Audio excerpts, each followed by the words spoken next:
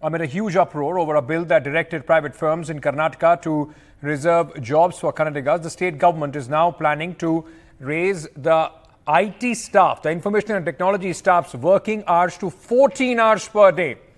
The Karnataka State ITES Employees Union said on Saturday that according to the KITU, the proposal to amend the Karnataka Shops and Commercial Establishment Act to facilitate 14 hours of working day was presented in a meeting called by the Labour Department with various stakeholders in the industry.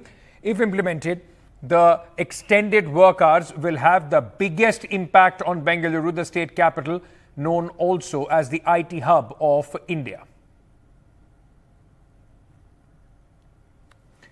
So, there are questions that people are asking. Is it to leverage the full potential, or is it exploitative?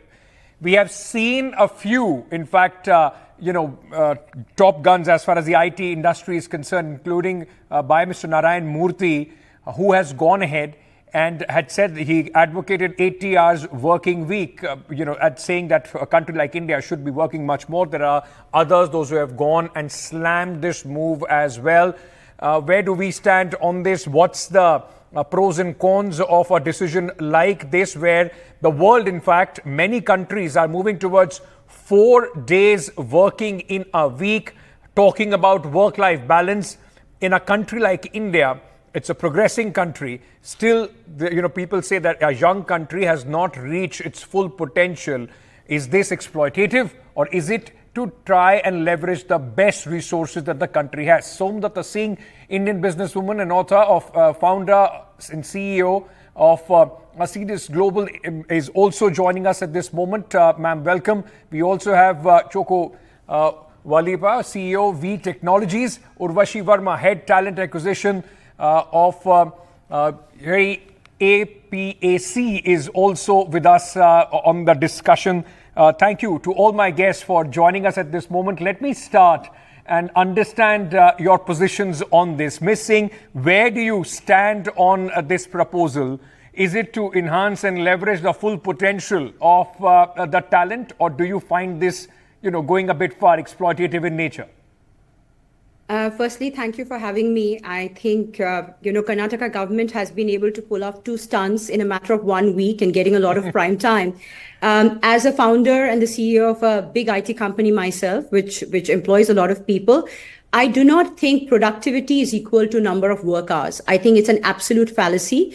And I'm very surprised and would like to know the name of the people who were from the industry representing this particular proposition, because 14 hours work week is not just exploitative, it is extremely harrowing mentally for any employee. So if they're just looking at a swipe in and swipe out of the organization, and people can watch Netflix in between their work hours or have any other fun and games, then I would like to know that proposition. But sitting in front of a screen trying to get anything done for 14 hours is absolutely not going to be productive in any fashion. So I really do not think this will get passed. And as someone who employs other people and is running an organization, to me, my employees' work-life balance and mental balance is of utmost importance, because anything that impacts their mental well-being is going to impact them physically and thereby impact activity.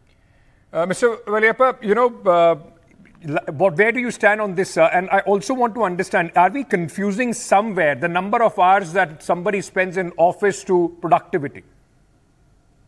Yeah, no, I think, Ankit, the whole thing is, I think, unnecessary in the sense, like if you see, it's a demand and supply in a way. And then I do agree that, productivity is not commensurate with the number of hours you put, because after 8 hours, it's clearly shown that you dip across. And then if you take 14-hour workday and then you add 8 hours of sleep, it comes to 22 hours. So then you're left with 2 hours in the day to do whatever you can, right? So, but at the same time, so all of us talking here are Gen Y and Gen Z or Gen X, from that example. But the employees in the matter today are Gen Z, right? And sometimes, I've had conversations with my employees on this, and few of the employees, especially who are outside Bangalore, for example, in our center, they feel that if you had a 4-day work week, it actually works good, so that it gives them a chance to go that 200 kilometers or 300 kilometers home or something like that. So that's why I think the whole thing is unnecessary in the sense that the whole thing is demand and supply, and we are in a global industry, and like the previous speaker said, Bangalore is trying to get limelight from that perspective. Yeah. I think we need to be harmonious with what the world wants, right? So, and what the customers want. And if the employee feels that they want a 4-day work week and they want to work long hours, it's that employee's prerogative. So who are we to discuss this or not? So I think it's a thing about much to do about nothing from my perspective. So. Right, but Urvashi, somebody who is acquiring talent, I mean, imagine you putting this proposal to a new employee that, this is the contract, you have to work 14 hours a day, 5 days a week, and, whatever perks that we are giving to you. Do you think that it's a pitch that many of the people that you would be going to or are seeking employment in various companies, this is something that will attract them? Definitely not. If I pitch this to any of the new talent in the market, definitely I'll get a question back that what is the ethical responsibility of employers toward their employees. There is something which we have to look forward, and employees now are not only looking forward for compensation and things like that, but they are more interested in work-life balance, the kind of opportunity they are getting to innovate. If we put them for 14 hours of working, they will not be able to gain any diverse experience out of work. And then it will definitely reduce a lot of innovation. And innovation is something we are known for as India. We are known for in the world of IT. Apart from my fellow, speakers, what they have told, I totally resonate with them. But I want to add few more points, like even if government wants to make working hours as 14 hours per day, what their plan is for working mothers, for the infrastructure. Do we have enough daycare, elderly care to support working mothers, actually working parents, or anybody who is working, who look after for, their family members? Yes. Do we have enough infrastructure in Bangalore or Karnataka so that people can commute easily from their office to work or to school to pick up their kids, or to hospitals to take care of their parents? Are we looking forward for those easiness for the people living in Karnataka before putting this plan for them to work for 14 hours? Right.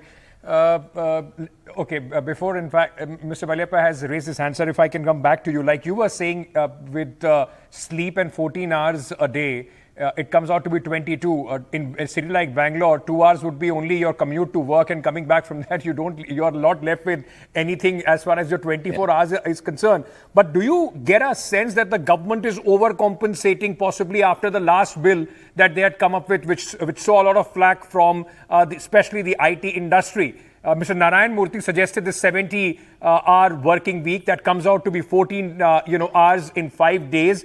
Do you think the government is sort of trying to overcompensate with what they did with their first bill? Yeah, I don't know if they are, Ankit, but what I think they should be doing is they should be focused exactly on things like you said, like, trying to reduce the time of commute. So I don't know, maybe it's a way for them to think that maybe if you have a 4-day work week, the load on the road will be less or something like that, so the traffic can be managed better. That may be their thinking, or the direction of what they're thinking. But I don't think that's going to be the reason, because what they should be doing is trying to focus on infrastructure, roads, how can they improve the metros and stuff like that, so that the quality of life becomes better. Because otherwise they're sometimes I speak to my employees and they're traveling 90 minutes each way, right? So, and some cases even 2 hours, because of the traffic.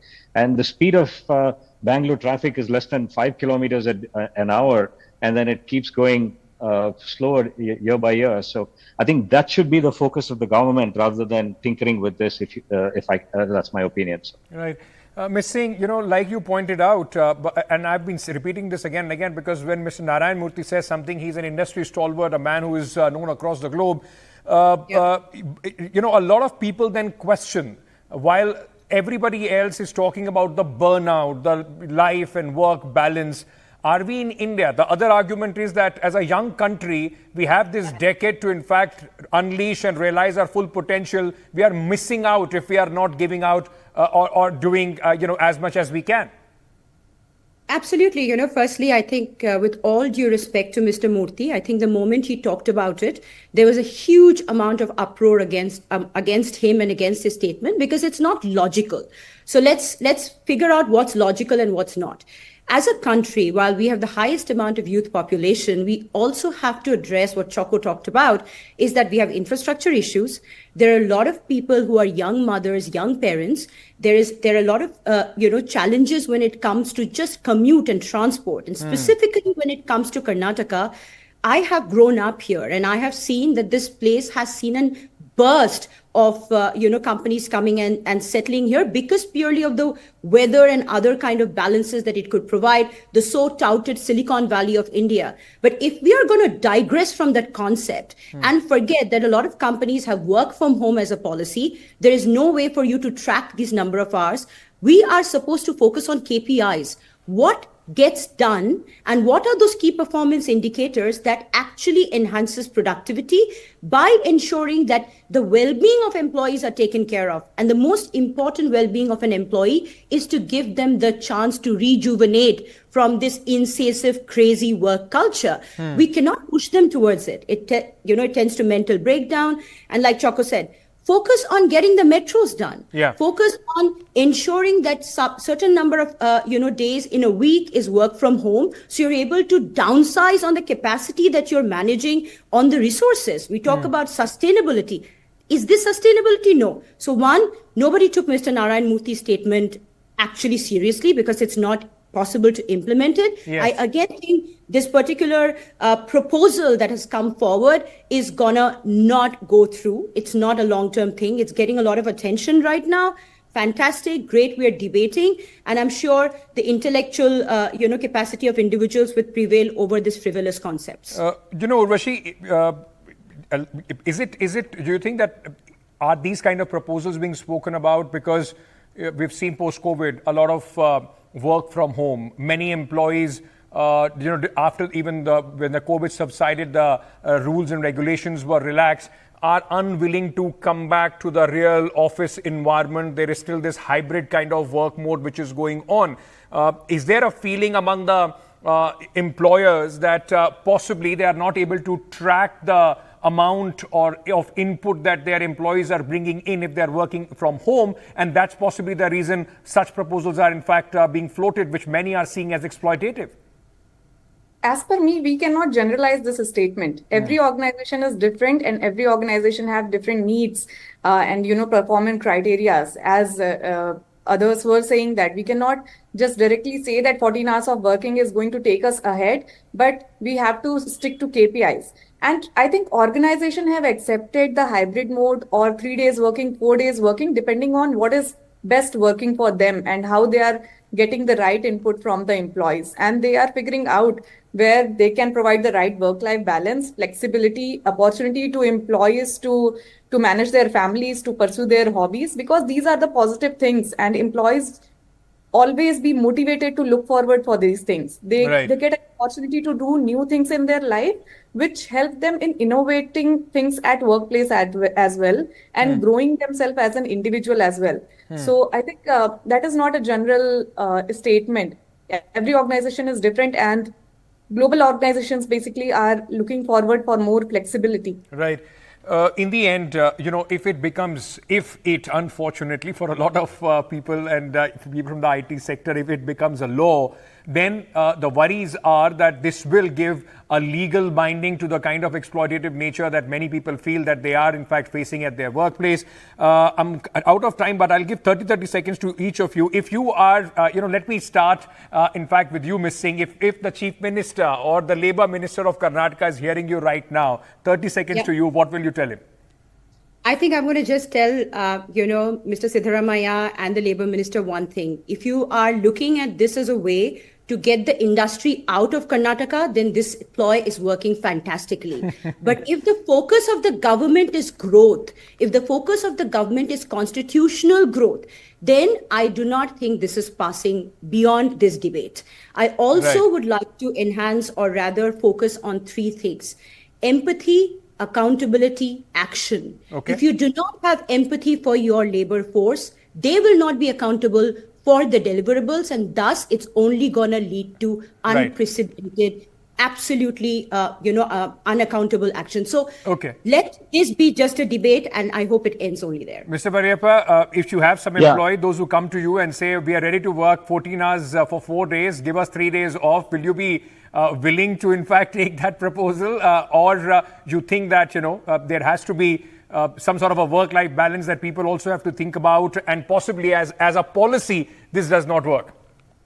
Yeah, no, I think, I mean, continuously 4-day work week, I don't think it's possible. But then it's all about flexibility. Like if you think of if you look at in BMW, there are 250 different shifts that are running.